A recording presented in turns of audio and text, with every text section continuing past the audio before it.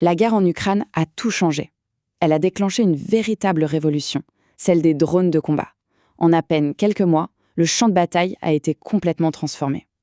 Et avec lui, c'est un tout nouveau marché pour les investisseurs qui a vu le jour. On va explorer ensemble comment cette technologie est en train de redessiner à la fois la guerre et la finance. Pour bien comprendre, on va suivre un parcours logique. On va commencer sur le terrain, en Ukraine, pour voir comment le pays est devenu un vrai laboratoire d'innovation. Ensuite, on regardera les alliances industrielles qui se nouent pour répondre à ces nouveaux besoins, puis on fera un tour d'horizon des acteurs clés du marché, avant de se poser la question qui fâche: où sont les opportunités et surtout où sont les risques? Tout part de là, du champ de bataille. Le conflit ukrainien est devenu, en fait, un immense laboratoire à ciel ouvert pour la guerre des drones. C'est une expérimentation en temps réel, à une échelle qu'on n'avait jamais vue dans l'histoire moderne. Pour se rendre compte de l'ampleur du phénomène, il y a un chiffre. Un seul. 10 000. C'est le nombre de drones que l'Ukraine perdrait chaque mois sur le front. C'est énorme. Une telle échelle, ça force à innover. Et à innover à un rythme complètement dingue. Et cet aveu, il vient de tout en haut. C'est le ministre français des Armées lui-même qui le dit. Il reconnaît que les Ukrainiens sont devenus les meilleurs, pas seulement pour fabriquer des drones, mais surtout pour inventer les tactiques qui vont avec. C'est une déclaration vraiment forte, et ça en dit long. Cette expertise a fini par donner à l'Ukraine un surnom assez parlant: la Silicon Valley des drones. Et la raison est simple.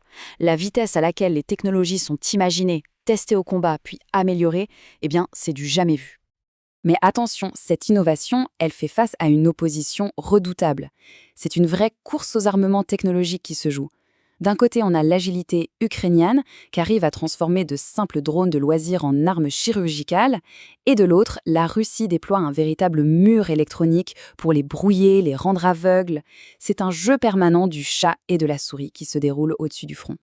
Et derrière cette guerre de haute technologie, il y a des histoires humaines qui sont juste bouleversantes. Prenez l'exemple de Sofia. Elle a 18 ans. Sa maison a été détruite. Et au lieu de baisser les bras, elle est allée sur YouTube, elle a appris à fabriquer des drones kamikazes et elle les envoie gratuitement à l'armée. Sa motivation, elle est aussi simple que tragique. Ils m'ont tout volé. Bon, on voit bien cette réalité du terrain. Maintenant, la question c'est: comment l'industrie militaire suit le rythme?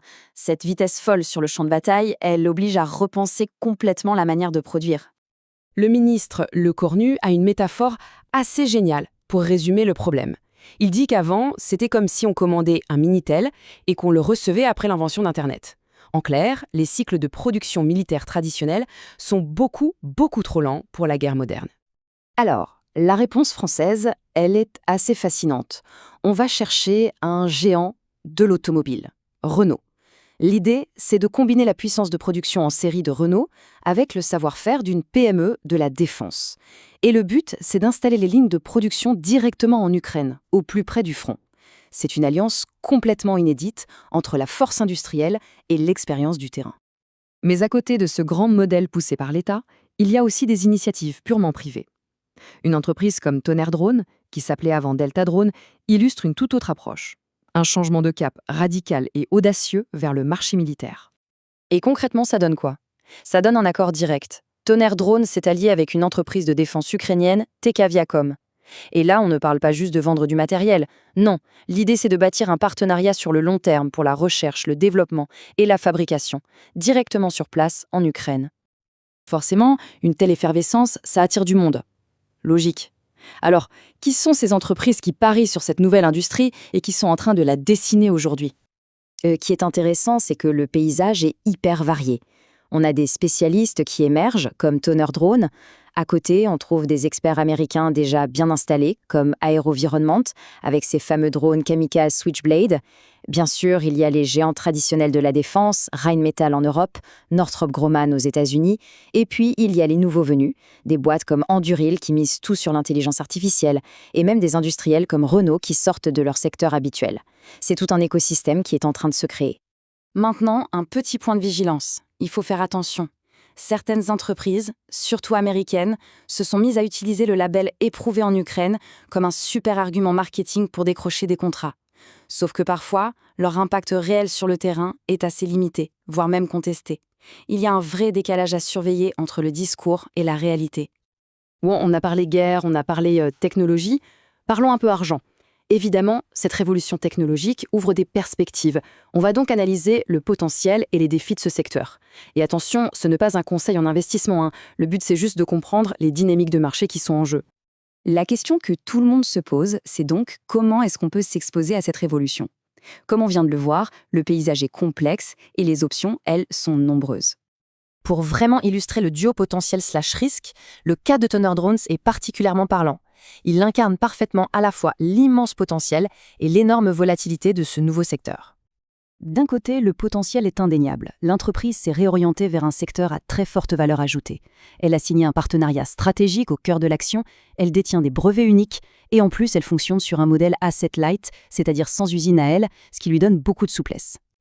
Mais, et c'est un gros mais, en face de ce potentiel, il y a des risques bien réels. Et pour s'en rendre compte, pas besoin de chercher bien loin. Il suffit de lire les rapports financiers de l'entreprise. La situation est délicate. Le chiffre est assez brutal, des capitaux propres négatifs de plus de 4 millions d'euros à la mi-2023. Alors, en clair, qu'est-ce que ça veut dire? Ça signifie que la valeur comptable des dettes de l'entreprise dépasse la valeur de ses actifs. C'est un vrai signal de fragilité financière et un risque très important pour les actionnaires. Mais attention, il ne faut pas réduire tout le marché à ce seul cas.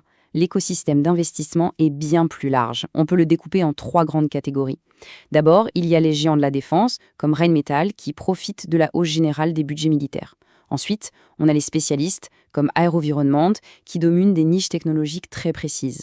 Et enfin, il ne faut surtout pas oublier l'autre côté du miroir, les boîtes de la guerre électronique et des systèmes anti-drones comme Leonardo, parce que plus il y a de drones, plus le marché pour les contrer se développe. Au final, toute cette analyse nous laisse avec une question fondamentale. Dans cette nouvelle guerre des drones, qui va l'emporter? Est-ce que ce seront les innovateurs agiles, nés dans l'urgence du champ de bataille, ou les géants industriels capables de produire en masse? La réponse à cette question va vraiment dessiner l'avenir de la défense.